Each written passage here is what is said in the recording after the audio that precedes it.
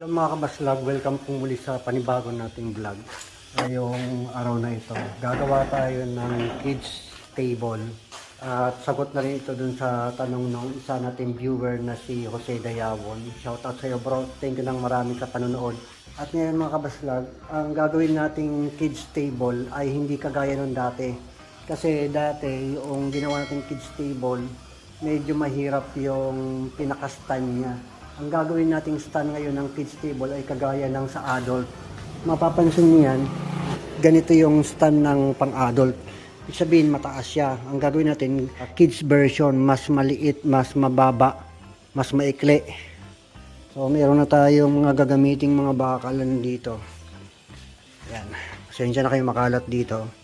Gagawa tayo ng kids table. Ngayon, yung mga tanong ng ating viewer, ano raw yung sukat, yung size, ito yung pang ibabaw natin ng table. Meron yan dito sa ilalim na parang pinaka-lining. Mga baslag, bali ang kukuhanin natin na size ng taas ng table. Dito tayo magbabase. Ito yung binili ko sa isang mall dito sa Antipolo. Itong table na to. So yung taas nito, ito yung pagkukuhanan natin. Pwede rin kayo magbase sa lapad or sukat nitong pinaka nasa taas niya. Yung top ng itong table na to 20 inches, pwedeng 20 inches yung taas ng table. Then yung lapad naman, ito yung pinaka lapad or haba niyan, 25 inches. Ngayon sukatin natin yung yung ginawa namin na yung DIY namin na kids table. Yung mapapansin niyo yung pinaka dulo na to, nilagyan namin yan ng good lumber na parang medya yata yung kapal. Yan, nilagyan namin ng ganyan yan. Yan o. Yan yung pampatibay niya. Ayan mga kabaslag yung pinakalapad niya, halos 25 inches mahigit. Kunti lang naman yung diferensya. Pwede rin naman eksakto yan ng 25 inches yung pinakalapad nitong square table o kids table nito. So 4-seater siya. Doon sa dati naming gawa, halos ganito yung sistema ng pagkakagawa ng stand niya. Wala lang ako example dito ngayon ng stand nandoon sa pwesto. So hindi na ganoon ang gagawin natin yan. Ang gagawin nating stand ay kagaya na nito. Mas madaling gawin nito. Ngayon mga kabaslag, kukunin natin yung sukat nito papunta dito. Kasi dito tayo magbabase ng sukat ng pagkakaikis nung yung panggitna. Kung mapapansin nyo na sa gitna, yung ikis na yan, dyan tayo magbabase ng sukat. So, kukunin natin yung sukat nito dito. Ayan mga kabaslag. So, halos 25 inches din yung gagawin natin. Halos saktuhan lang siya dyan sa mga kanto na yan pag inikis yung pinaka-table stand. Ngayon mga kabaslag, ang gagamitin yung size ng tubular. Hanggat maaari, ganito na siya. Kung hindi magkakamali, ito yata yung size na medya ata ito. Yung ginamit ko dito sa adult, sa panggitna, yun yung gagamitin nating size. Kasi syempre, maliit lang naman yung table. Kung meron pang mas maliit nito, yun yung mas maganda ipanggitna. Pero dahil wala naman akong available na bakal na mas maliit dito, so ang gagawin ko, ito na lang lahat ang gagamitin natin ngayon para makagawa tayo ng sample ng stand ng square ng kids table. So ngayon ang gagawin natin, puputol tayo ng 4 na 25 inches. Then yung pinakapundasyon niya, yung stand niya mismo, yung pinakahaligi niya, 20 inches naman. So 4 na 20 inches yon.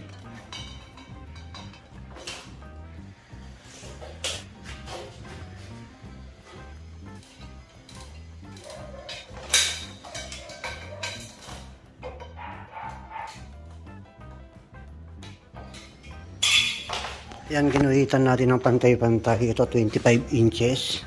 Itong 4 naman 20 inches. Gamit tayo nitong goggles tsaka guantes. So binaliktad ko yung guantes kasi yung talsik kasi ng pinag-grinderan dito papunta. Kaya poproteksyonan siya nitong guantes. Ito binaliktad ko.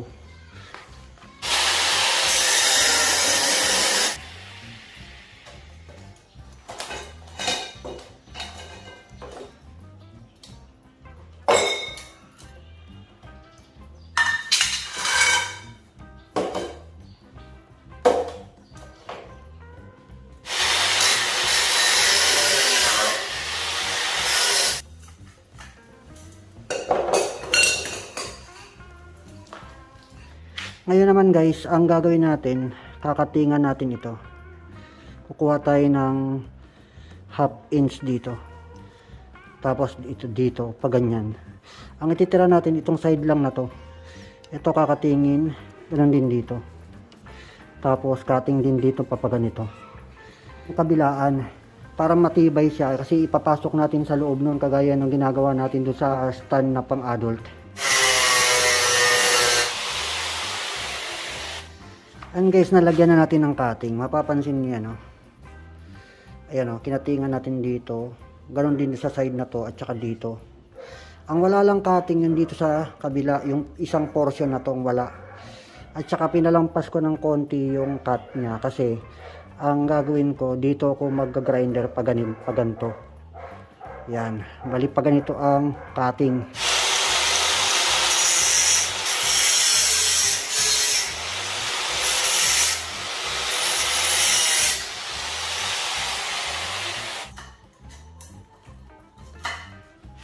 Ito na yung kinatingan natin. Yan. Yan guys, kabilaan na meron. Ayan.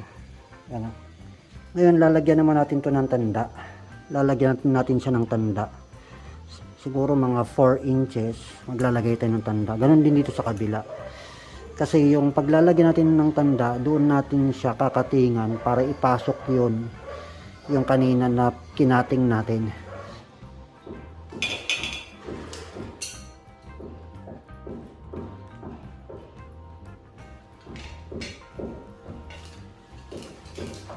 Ngayon mga kabaslag, ito yung pinaka-poste niya or haligin ng table, kids table natin. So, yung dalawa rito, kakatingan natin dito, lalagyan natin ng pinaka-hiwa dito.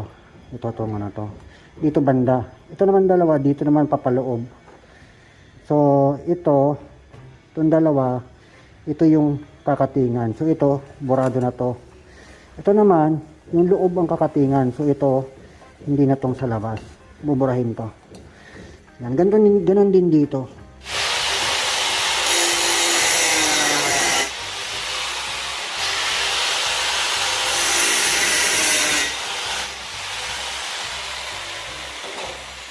After nun na malagyan natin ng cut yung pinakahaligin niya, yung gitna naman ito, kukunin natin yung gitna. Lalagyan natin ng tanda. Mga kabaslag, gagawin natin ganito. Bali yung kinatingan natin na ganito. Hanggang dito, susukatin natin. Pag nakuha natin sukat, yung pinakagitna niya, itatapat natin dito sa guhit. Yan. Tapos guguhitan ulit natin dito, magkabilaan. Guguhitan para pagka nilagyan natin ng marking, saktong-sakto talaga siya.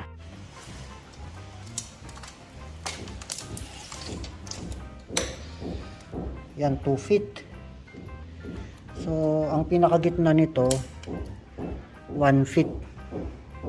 So, yun yung pinakagitna niyan. So, lalagyan natin ng markings yan. Yan yung plywood. Igigitna natin yung 1 feet na to. Yan. Tapos, dito tayo magmamarking sa pagitan nitong 2 feet at saka yung dulo nito. Yan, may tanda na tayo. Dahil wala na akong pentel pen, gamit natin ay lapis. Yan, ganun din dito, may tanda na rin yan. So, papantay-pantayin lang yan. Pagka sure na pantay na siya, lagyan na ng tanda dito. Isang guhitan lang. Pag naglalagay ka ng tanda, gamit ka na eskwala. Yan. Kailangan naka-eskwala siya. Yan, may tanda na. So, dito tayo magpapako sa pinakagitna nito.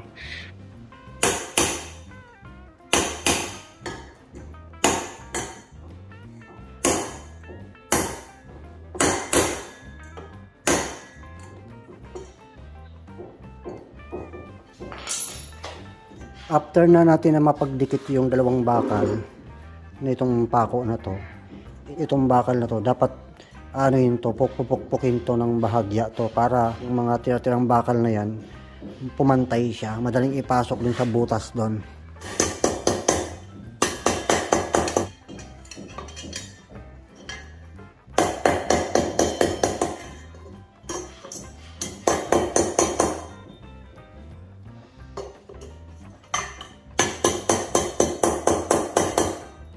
Ngayon mga kabaslag, ang gagawin naman natin, ito.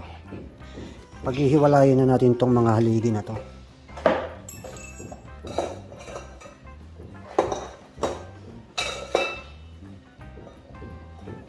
Bali ito magkasama sa isang lugar. Ang kailangan magkasalisi ng hiwa yung pagsasamahin natin. Ayan.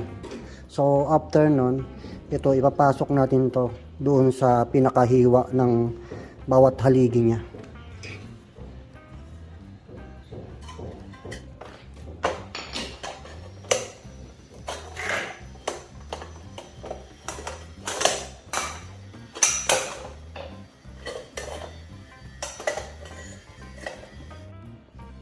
Ayan, naikasa na natin. Mapapansin nyo mayroong butas dito sa dalawa na to. Mali kasi ako ng butas kanina kaya mayroong butas yan. Pero dapat wala talaga yan. Ang susunod na gagawin natin dyan, after na maipasok na natin yon dun sa pinakahiwa niya, lalagyan natin to ng eskwala na yung magneto. Ayan, ka-eskwala na yan. Ispatan na natin yan ng welding. Ayan guys, ang pag-ispat niyan, patagilid. Dito ang tira niya, no? Sa gilid. Mas makapit siya pag dito ang tira eh.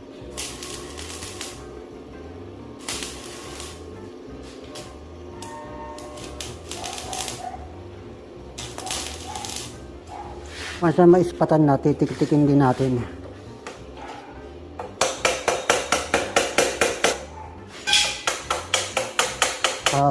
I-welding ulit, full weld.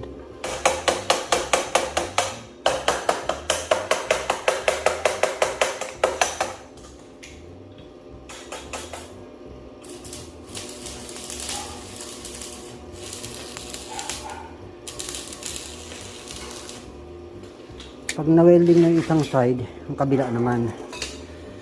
Kaya babalik ta rin.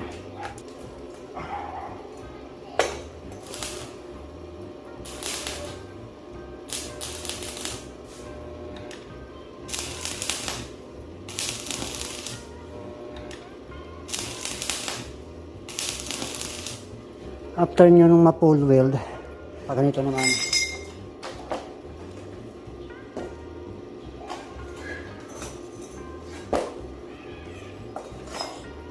Babalik ta rin nyo lang, then yung hindi na welding, yun naman ang weldingin.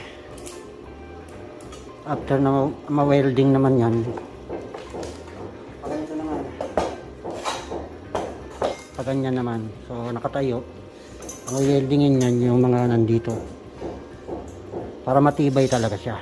Kasabay nun pag welding na yun, yung mga pako puputulin na yun. Mas magandang weldingin, putulin yung pako na nakatayo siyang paganon para yung tulo ng bakal na natunaw pababa, para yun yung magsisilbing parang pinakalock niya para hindi mahugot yung pako.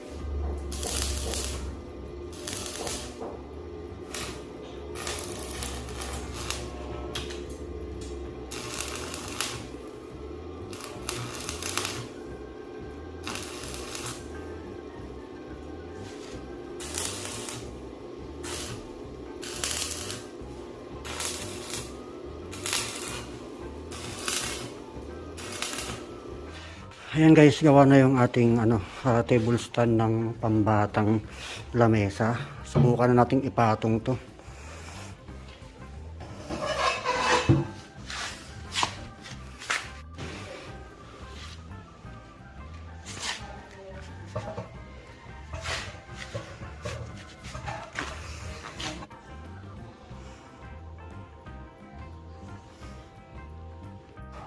Ayan guys, pag tinaruhan natin siya ng chair ng pambata, tamang tama lang yung taas ng table natin.